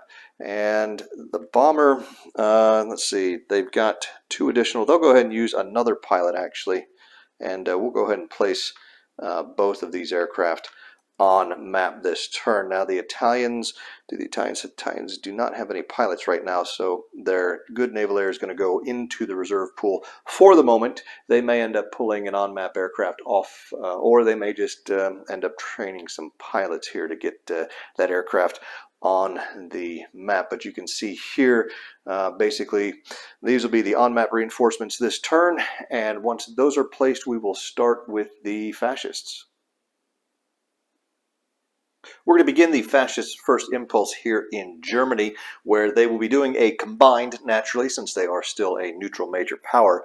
And the weather is storm in North Temperate, so movement costs will be doubled. Now that the Sudetenland crisis is past, Germany is just going to be doing a little bit of redeployment of her forces, particularly here in the west, as well as some of the forces they had in the east. I guess we should have railed that first. She does get 6 land moves in a combined, so we've done 2 there, and then we'll have, let's say 2, 4, that's 3, 4, 5, and I guess that's going to be it for Germany. Just again some redeployment here. Nothing major going on for the foreseeable future here in Germany, which means we will move on to our other European fascist power. That would be Italy, and Italy itself doesn't really have too much to do, but they are controlling, if you will, the Spanish nationalists. That means we're going to head over to Spain and see what the developments look like over there. Now, both sides here in Spain received some reinforcements this turn, and the nationalists decided to place some of their reinforcements, this infantry corps in particular, into Sevilla here in the south, hoping to give them a numbers advantage here in the southwest. But with the arrival of the infantry corps here, that prompted the Republicans to respond by placing their reinforcing garrison corps there in Malaga. to keep the balance essentially even down here in the South, particularly with the Republicans in the mountains here. So I don't know that there's going to be too much in the way of offensive action by the Nationalists in the Southwest, or certainly not to the extent they hoped. However, their cavalry corps will go ahead, since the weather is fine down here in the Med. They will come out and go 1, 2, 3, 4, and 5, and that will give the Nationalists control of both Huelva and Cadiz on the coast, removing some options for the Republican fleet if they lose their base in Valencia. Right now, the other three, actually just three ports, yes. Malaga, Almeria, and Cartagena are the other ports besides Valencia that the Republicans still control. In the north, let's see, that was one move. We get a total of 3. We will have the Blue Division move into the mountains, and then we will advance, I think, this Garrison Division here into the forest with the artillery. And believe it or not, the Nationalists are going to make an attack. The Nationalist force pool is completely built out. The Republicans had been built out, but they did just receive, I think it was 3 reinforcements. So the Nationalists are beginning to feel some pressure to do something, or at least to try to wear down the Republicans before the Republicans can take advantage of the reinforcements here. We are going to make one attack right here on this Republican corps in the mountains, and we're going to attack from these 3 hexes. Right now, that's Franco, and the Blue Division is 6, 11, 13 right now to 4, which is going to be doubled for the mountains to 8. The Nationalists are going to fly in the bombers here to provide some ground support. The Republican fighters here in Madrid are unfortunately a hex too far away to intercept that, which is going to give us a 16 to 8, and the Nationalists are going to go ahead and have Franco provide offensive HQ support, which will give them a +1. So we're looking at a 2-to-1 +1 on this attack. Let's go ahead and see if the Nationalists have a little better luck here than they have before. They definitely do not need a 1. Anything but a 1 will be okay. They would rather not roll a 4 if possible. So let's see how this turns out for them. Now, before we roll the die, we've got to determine which table the defenders would like the combat to be resolved on, the blitz or the assault table. As the Republicans are looking at the 2-to-1 column on both of these tables and the situation on the map, they may, I think, decide to use the blitz table. They've got a 60% chance of the unit actually surviving if they go on the blitz table, as opposed to only a 30% chance of it surviving on the assault table. They do run the risk, however, of giving the Nationalists the opportunity for some units to remain face up. But I think right now what they'd like to do is maybe try to preserve that infantry corps. So they're going to do something a little different here, and they're going to choose the blitz table. So we've got a 2-to-1 +1 on the blitz table. Let's see what happens. 7. That is an unfortunate roll for the Republicans there. That gives us an 8 on the blitz table, which is unfortunately not what the Republicans were hoping for. You can see here's the 8, 2-to-1 column. No losses to the attacker. The cross there signifies that half of the Nationalists will remain face up. Obviously something the Republicans were hoping to avoid. They are going to lose 1 unit, and then the remaining will retreat. So the gamble by going with the blitz table failed due to the good Nationalist roll. What if they had chosen the assault table? That 8, 2-to-1 +1, they would have still lost the unit. They would have, however, killed a Nationalist unit, and all of the Nationalist attackers would have been turned face down. So I would say overall a poor outcome for the Republicans. They did not achieve what they wanted to here. And let's go back to the map and implement these results. First thing we'll do is return the bombers to their base, which I think we'll have here in Zaragoza. Range of 4, that should be fine. We will eliminate the Republican Infantry Corps, and we will have the Nationalists advance into the hex. And in fact, I think we're going to bring both of those, or do we want to do all three? No, I think we're gonna stay right there, and then half of the 4 attacking units remain face up. Now we know that Franco is going to be turned face down because he provided HQ support, so we're going to turn him face down. And the question now is, do we turn the Blue Division face down, or do we turn the Cartagena militia face down, which is in the hex here with the 4th Corps? I would normally say, hey, we'll turn the Blue Division face down, no problem. But by doing so, that's going to give the Republicans potentially a +2 if they attack this particular hex, although the defense will be at 12. So I think we will go ahead and turn the Blue Division face down. I can get my tweezer foo working. There we go. And so at the end of that combat, which I think can only be considered very successful on the part of the Nationalists, they managed to take the hex, they managed to kill the Republicans, and they still have a couple of corps face up here. And as you can see, there is a gap here, and in Valencia itself, the only defenders are the Red Division. So an opportunity perhaps for the Nationalists to make a bit of a breakthrough here on the eastern end of the Republican line. We'll see how the Republicans decide to respond during their upcoming impulse. But right now, we've got to turn our attention to the last of the fascist major powers, and that's Japan. So we're going to head over to Asia. Over here in Asia, the Japanese will be doing a combined impulse, and they have decided to pay the 7/10 oil to allow them to move all of their oil-dependent units that they'll be allowed up to their activities limits, which means we're going to start off with some naval movement. We don't have any port attacks or naval air missions. They do have a couple of naval moves. They're going to be sailing the fleet out here. The amphib there is going to pick up the Tokyo militia as it moves out, and we'll place them here. And the other naval move will see the fleet sortie here and pick up this 4, and we'll place them here. Those are our naval movement complete. We don't have any strategic bombardment or ground strike missions. No naval move, or I'm sorry, rail movement, which brings us to land movement. And again, the Japanese, with their combined, get a total of 3 land moves.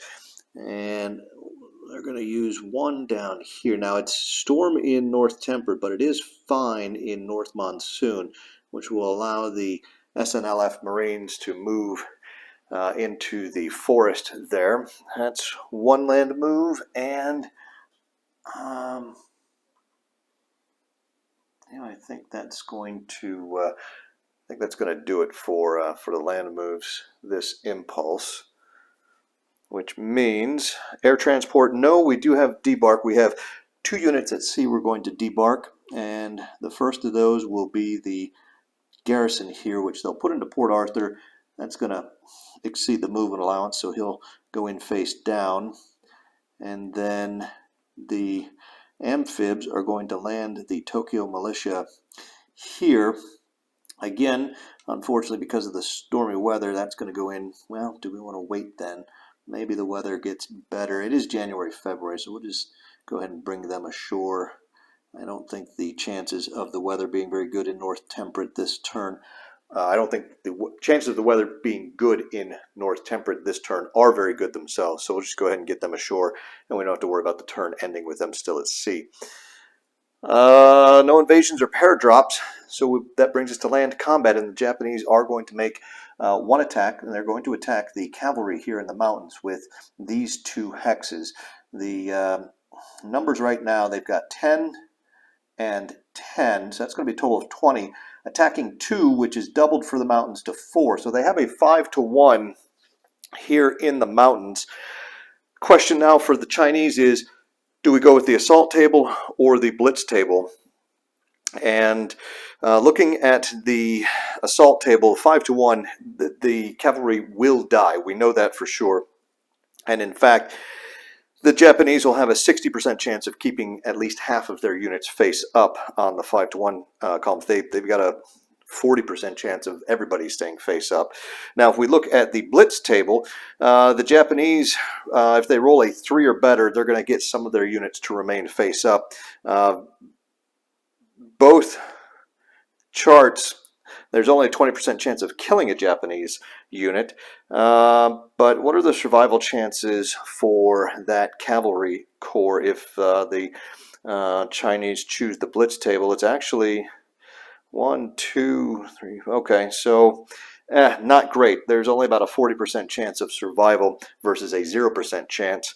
And being able to keep the Japanese face down. Now the weather is good down here below this blue line, so the Chinese would rather not get in a situation where the Japanese might be tempted or be able to perhaps exploit a successful attack here.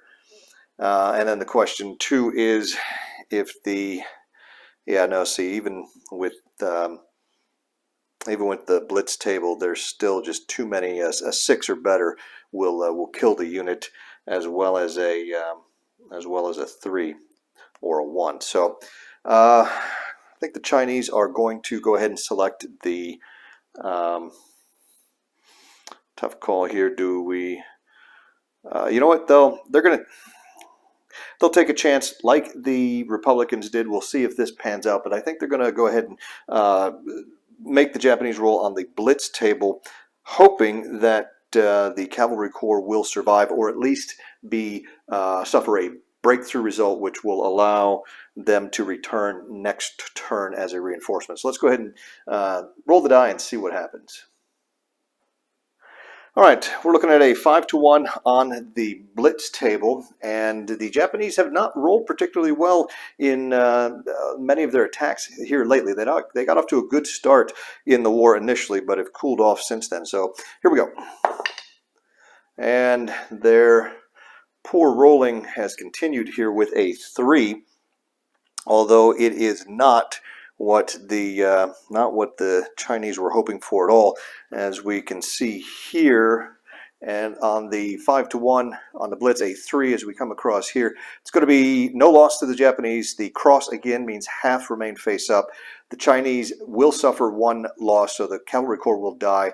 Otherwise, it would have retreated, or any other survivors would have retreated. On the assault table, it still would have been the same result, except that the Japanese would have all been face down. So again, another decision to go with the blitz table versus the assault table that does not pay off in this case for the defenders. So back to the maps, and we'll implement the results. First thing we're going to do is kill the Chinese cavalry corps, and then the Japanese are going to have to decide who is going to advance into the mountains. Now, the Chinese are in luck here. This is where the terrain will help them out more so than maybe the combat, because you can see the only Japanese unit that can enter the mountain hex and remain face up are the Marines here.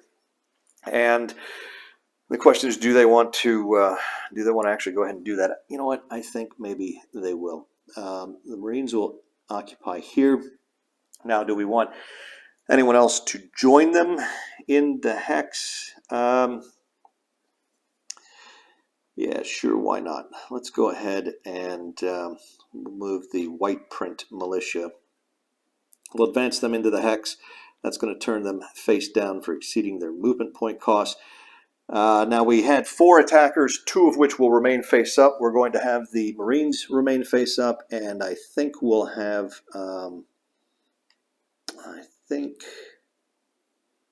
let's see. Now, they could get crazy there. We'll go ahead and turn the militia here face down in Fuchao. And that is going to wrap up, I think, the Japanese impulse. They don't have any air rebases. There's no reorganization that they have available right now, although the Japanese do have a couple of options here as the turn progresses. They still have a face-up transport here in Japan.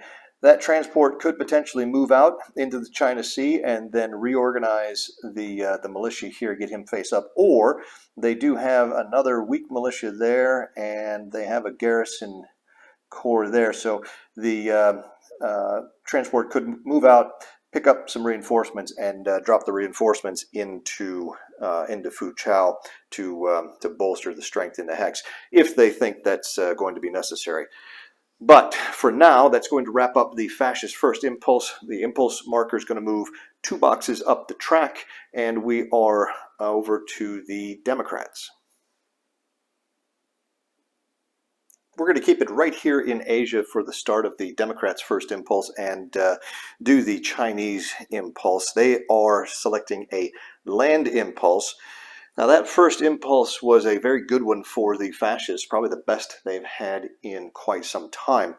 The Chinese ring of containment here in the southeast has been punctured once again.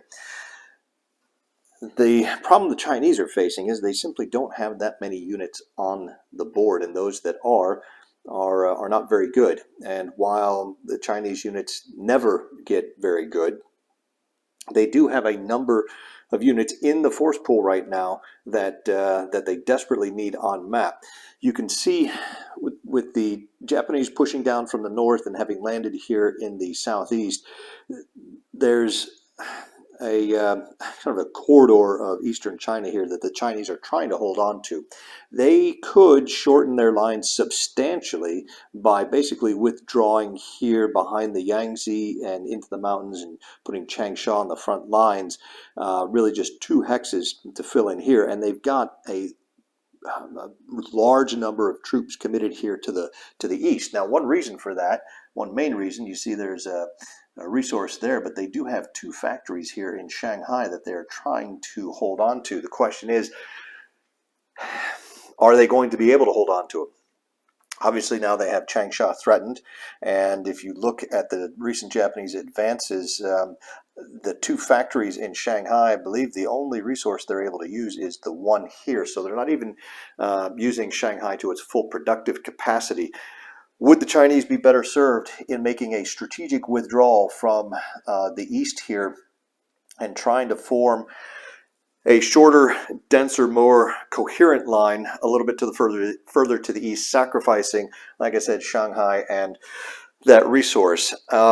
Looking at their upcoming reinforcements, they will get Chang actually back next turn in March, April, but beyond that, things are looking fairly slim, and they are trying to gear up. That was what they were bidding for in the political phase this turn, was to gear up from 1/4 to 1/2, which would have helped their production, obviously.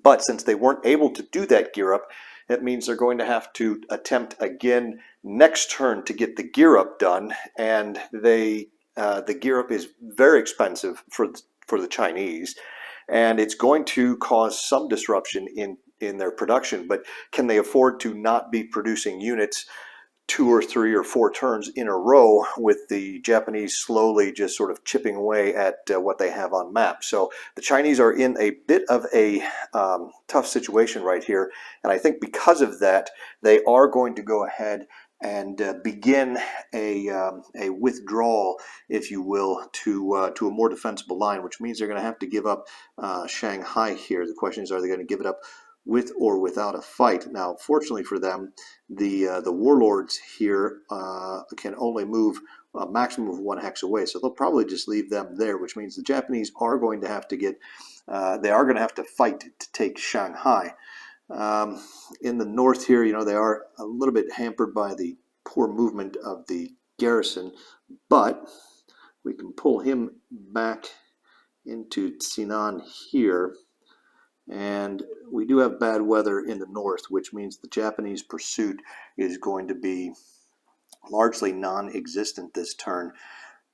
from the simple fact that as long as we have bad weather up here with the movement cost doubled, anybody who doesn't have a 4 movement factor will be inverted if they move into any hex, including clear. So we do have to make sure the Japanese don't grab Changsha there, and the only unit we can get in there is this Kunming militia. Now fortunately they are where the weather is fine, so they won't be inverted. The Japanese aren't going to, they don't need any additional help, but that's going to require the Canton militia on the coast to sort of pull back here in the mountains. And then the question remains, how long do we leave the corps here in Hangzhou, I believe it is under there. The Chongqing militia, they will move into the mountains here and sort of slam that open door shut. The units here, like I said, they're going to pull back slowly, I think, and then we've got the units here. We don't want them necessarily to move just yet. Perhaps if good weather does pop up here in the north, then we may see the Chinese accelerate their withdrawal. But I think for now they're content to just do this as slowly as possible and yield that ground in drips and drabs, hopefully limiting any Japanese possibilities or opportunities to attack the retreating forces as they pull back. So not an exciting turn from the Chinese. You're not going to see very many exciting impulses from the Chinese simply because of their overall weakness. But I think they've decided on a new plan now, and we're starting to see that go into effect. At this point, we'll see how successful they can be over the next several turns in making that happen. So with that, we've kind of wrapped up Asia here, and we're going to head over to Europe, specifically to Spain, because I don't see the Commonwealth or France having anything to do this turn. So let's head to Spain, see how the Republicans respond to that big nationalist attack.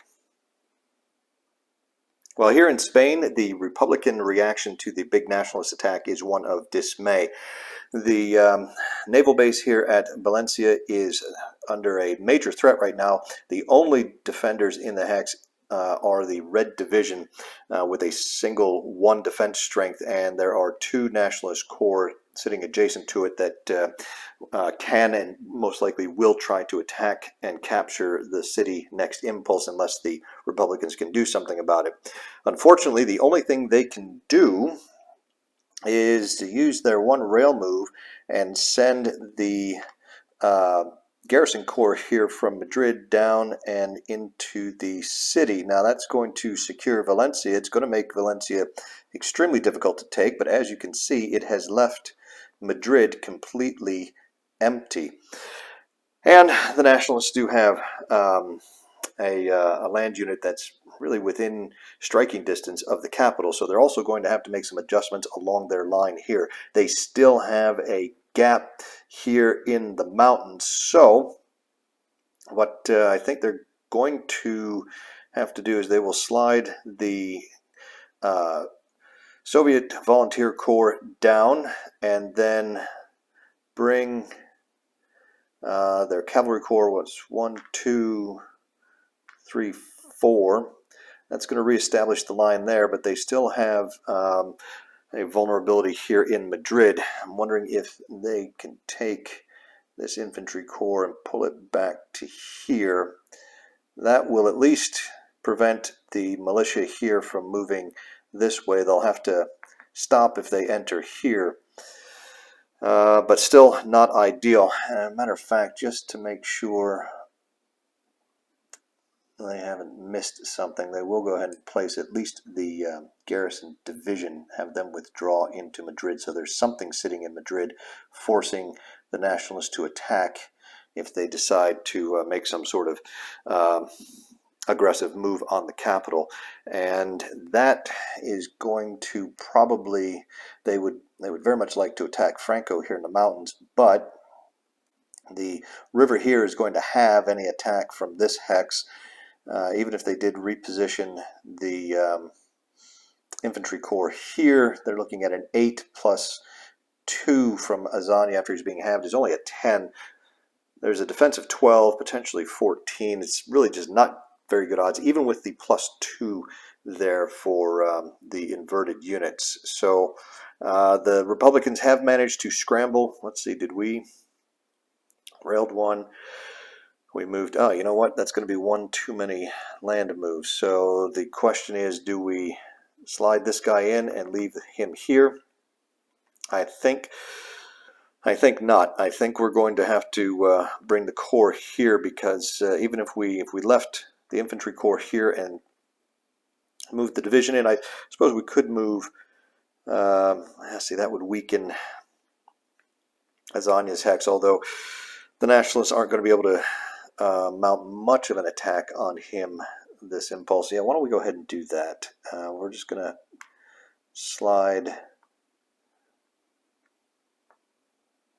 that corps in there to maintain a garrison in Madrid, and then we're hopefully next impulse, when we get a few more movements, now that we've sort of reestablished the line here, we will be able to use our movement, our land moves at that point to maybe rearrange things into a little better situation. But things not looking good right now for the Republicans, and that is going to bring us to the end of the Democrat first impulse. We'll move on to the Communist first impulse after the marker moves up 2 more boxes. There's no chance for the turn to end either with the Democrat impulse nor with the upcoming Communist impulse. In fact, it won't even end with the next fascist impulse, not till we get really till the Communist second impulse, assuming it still goes up 2 boxes after each impulse. We'll see what the weather roll looks like after the Communists, if the Communists have anything to do. And I'm really looking things over. I don't think the Communists are going to do much of anything. They're pretty well set in China with the Chinese Communists. So given that, the Soviets themselves don't really have anything they are looking to do just yet. And with that in mind, I think, yeah, we'll go ahead and proceed right to a weather roll and then get into the second fascist impulse. Well, the weather roll was a 10 plus 1 for the last weather roll, gives us an 11, which is pretty much just about the worst weather you can get here. We're looking at the January-February column, which is this first column here, and 11. You can see it is blizzard, blizzard, blizzard in the Arctic, North Temperate, and the Mediterranean. Rain in North Monsoon, storm in South Monsoon, rain in South Temperate, and then it's going to go up 3 boxes after each impulse with a +3 to the next weather roll, which means if the turn does not end, we're going to have very likely bad weather again on the next set of impulses. If it does end sometime after the next couple of impulses, the beginning of March, April should be better weather with that +3, but I don't know that it's necessarily going to end. The main thing, though, with the weather being just as absolutely awful as it is, really nothing is going to happen. No one is going to go ahead and take the kind of attack penalties that a blizzard gives you of -3 odds levels. So I can guarantee you nothing offensive or aggressive is going to be occurring over the next set of impulses. So what I'm going to do is, rather than have you sit through watching me adjust some units, 1 or 2 hexes, I'll just go ahead and run through this next set of impulses.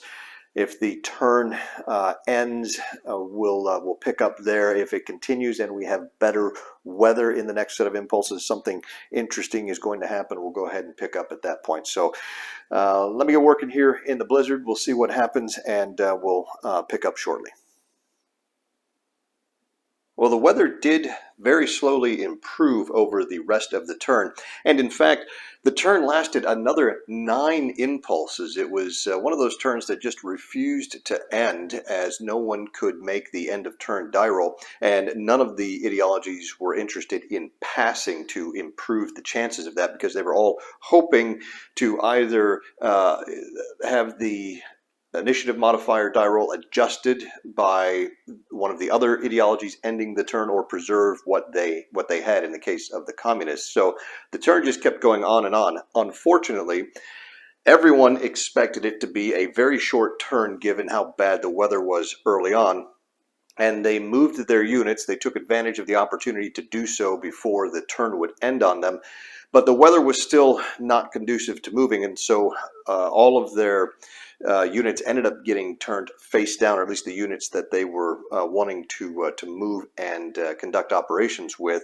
So as a result, most of those last 9 impulses were completely uneventful. The Germans took advantage to move a few more units, or move a few units into new deployment areas. You can see here in Spain, the situation is really kind of unchanged from where we left it. The nationalists do seem to be massing some units here in the center of the line east of Madrid. We'll see what happens as spring arrives. When we go here through Germany, you can see in Germany a few units are now redeployed over on the eastern border.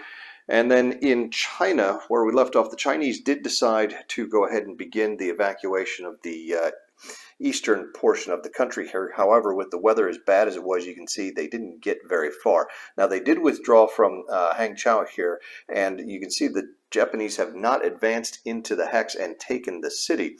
The reason for that is supply constraints on the Japanese. Now, the weather wasn't really very good here for most of the turn as well. But right now, the Japanese units are in supply on the coast, and then they have a port down here, so they could conceivably be in supply up to 2 hexes from back. They can trace back 2 hexes to Fuchao, but only in good weather. So it was the poor weather that prevented the Japanese from really being able to move in and capture the city there unopposed. I expect now, as the weather starts to turn better and more spring-like, the Japanese will finally push off of the coast here and expand the bridgehead they have there. But that's it. That for January, February 1939. All that remains now is U.S. entry, some return to base, and final reorganization, and then we will get into production. Now, before we get to production, I did want to take just a few minutes here and talk a little bit more about conquest. And I should have done this actually a couple of turns ago when Germany first conquered Denmark. Several viewers have correctly pointed out that Denmark controls Iceland as well as Greenland, and wondered why the Danish naval units here couldn't have rebased to Iceland, since Iceland is incompletely conquered. They are technically correct, although I think one of the Danish naval units only had a range of 1, which would not be enough to reach Iceland, but the other one certainly could have reached Reykjavik and rebased there. The short answer to that is that I'm not using the incomplete conquest rules. Why? Well, because I really don't like them. This was a change that first appeared with Final Edition in 1996.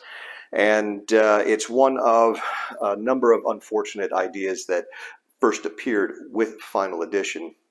One of these days I will end up probably doing a video on Final Edition and give you some of my thoughts on what I perceive to be a number of bad decisions that were made with the game at that point. But that's for another day. Today, since this is not strictly a tutorial series, this is more of a playthrough, and WiF historically has had house rules be the rule rather than the exception, if you will.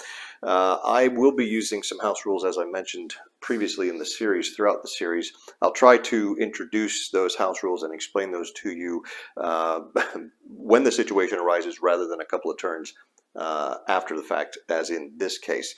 But with the incomplete conquest rules, it's my theory is that the rule was sort of a well-intentioned attempt to keep players involved in the game after their major power had been conquered. For instance, you have a player playing Italy, and Italy gets conquered. Now, that player, one of 6 or 7 or 8 that may be playing the game, no longer has anything to do because he's out of the game, and yet the game still has potentially 3 or 4 more years to go. So rather than having a country eliminated when its home country is conquered, Harry Rowland decided to say, well, it's not completely conquered or out of the game until every single territory or minor country that it controlled, at least with the 1939 start, is conquered by the enemy. Unfortunately, I don't like that rule. It brings up all kinds of silly situations, if you will. For instance, the example they give in the rule book is, Italy is conquered, but they still control Albania, so they are only incompletely conquered. Well, Italy historically did not carry on the war from Albania after she surrendered. And the Italian Social Republic that sprang up for a brief time in the end of the war period was really nothing more than a puppet of Germany. It was nothing like an independent, separate major power in WiF game terms. As for minor countries, yes, minor countries, I think almost all of the minor countries established some sort of government in exile, but in reality, this consisted really of a small committee of politicians sitting in London, trying to do their best to rally their countrymen. And yes, nationals from the conquered minor countries did continue to fight and contribute to the war. So I'm not saying that once Belgium was conquered or Poland was conquered that was it. There were no more Poles or Belgians or Dutch or Danes or Greeks or Norwegians fighting. They did continue to fight. It's a question of scale, though. And WiF is a grand strategic game where each land counter, represents a corps or an army, and the contributions of these minor countries after their homelands were conquered simply don't rise to the level to where they are explicitly represented in a game of WiF's scale. So for that reason, when a minor country is conquered, then the minor country is going to be completely conquered. So the situation we have in the game currently is that Germany has conquered Denmark, which means Germany technically controls Iceland and Greenland. Now, technically controlling the hexes is a very different matter from being able to do anything about it. The Germans would still have to put some guys on some ships, sail them out to Iceland, and park them there. And Reykjavik, being the capital of a conquered minor country, is not a primary supply source for Germany. So the Germans are more than welcome to place some units in Iceland, but they are subject to being put out of supply if they find themselves at war with a naval power that chooses to control the Norwegian Sea, for example. So moving forward, the only minor countries really that, similar to Denmark, that control other territories or minor countries would be the Netherlands with the Netherlands East Indies, and I think Portugal has a couple of possessions in Africa, as well as Belgium with the Belgian Congo. Now, what will happen with the case of Belgium and Portugal when they are conquered? They are conquered. The colonies overseas will essentially take the form of Axis-controlled colonies, very similar to maybe what you would consider as Vichy, although the overseas territories of the miners are not separate countries like Vichy. They're not going to. There won't be a declaration of war impact if the Allies attempt to invade or enter those countries, if they're already at war with the fascist major power that controls the country, for instance. Now, with the Netherlands East Indies, we're just going to just kind of revert to the 5th edition rules. And by the way, the conquest rules I am using are essentially just a reversion to the 5th edition conquest rules. So I'm not really kind of trying to reinvent the wheel here. I'm just sort of ignoring a really bad mistake that was made along the way, and we're just kind of continuing with the way things were, as you'd say, originally. Now, with NEI, that will effectively become a separate minor country if and when someone declares war on the Netherlands. That was done that way originally, I think, in order to preserve the ability of the Japanese, excuse me, the Japanese to conduct their initial offensive, allow the WiF system to replicate the successes the Japanese had in the early part of 1942 and December 41. So I know this explanation is running on a bit longer than a few minutes, but I did think it important to make sure everyone understands what's going on, how I'm treating various things in the game with, again, this house rule, which is really nothing more than rolling back the clock to WiF 5th edition. I do think, unfortunately, that while WiF is a fantastic game, a lot of strengths, does a lot of stuff really well that other grand strategic level World War II games don't do. One of the weakest areas in WiF is, I think, the political rules, and I don't think they've ever really quite gotten those nailed down over the years, and the attempts to improve upon them, I think, have had the opposite effect, at least with Final Edition. So with that out of the way, let's move on, and we'll take a look at production. Turning to production now, let's take a look and see what the various powers have decided to build here in January, February 1939. We'll start with the fascists, and we'll go with the Italians. The Italians are only starting training of pilots, a single pilot here for a total of 2.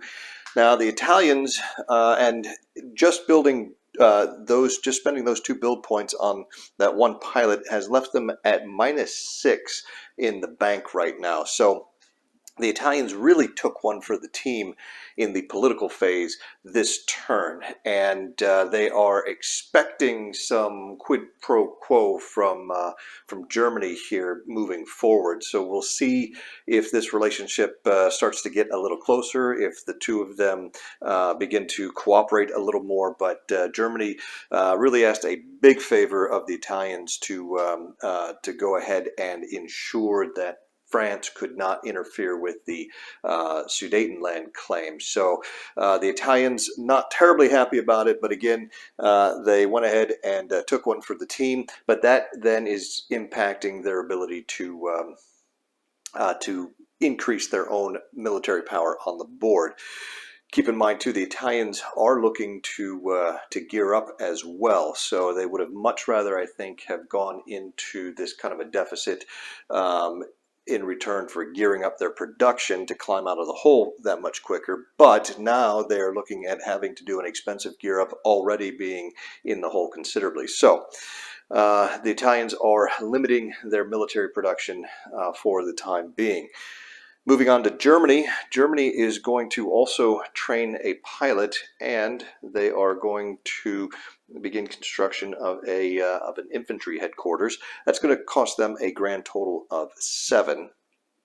And finally, with the Japanese are going to pull Tsuikaku out of the construction pool and also start construction of an infantry headquarters. We mentioned the issue that the southeast front, if you will, in China has, and that is their logistical leash that they are on right now. That's pretty tight because it's based solely on the minor port of Foochow. So I think the Japanese are looking to get some headquarters support in that region, which will allow them to expand that front further inland. Moving on to the communists, the Soviets are going to build an armor corps and a cavalry corps for a total of 8. And if I didn't mention it, the Japanese are spending a total of 7 between the carrier and the headquarters unit. For the democracies, we'll start with France. France is kind of mirroring the German production with an infantry headquarters and a pilot of their own. The Luftwaffe now is starting to grow in size and is really outnumbering the French Air Force at the moment. So I think the French would like to try to keep pace with the Luftwaffe as best they can. The Commonwealth is still remaining very focused on naval matters. The exception to that is a pilot that they are training, but in addition to that, they are laying down a light cruiser.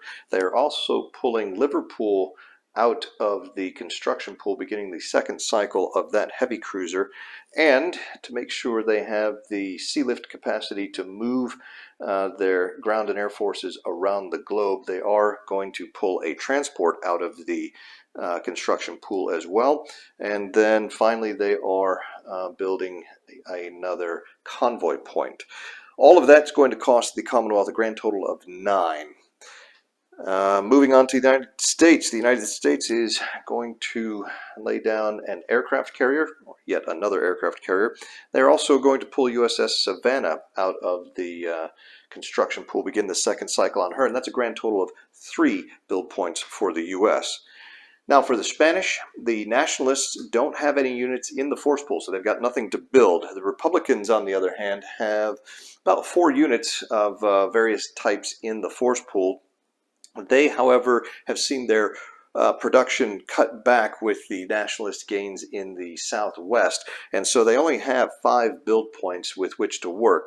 Unfortunately, they don't have a combination of units that will get them to that 5 build point threshold. So they are going to build a motorized corps, which will arrive here in 3 turns.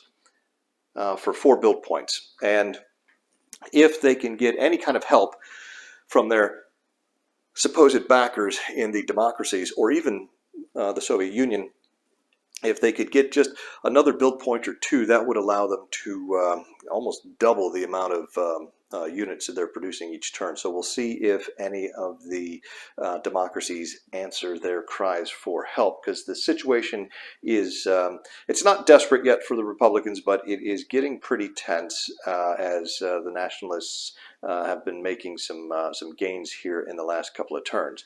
But that is going to do it for production for February 1939, and we will move along into March, April, but we will do that in the next episode. So that's going to wrap it up for today. Appreciate you guys watching once again, and until next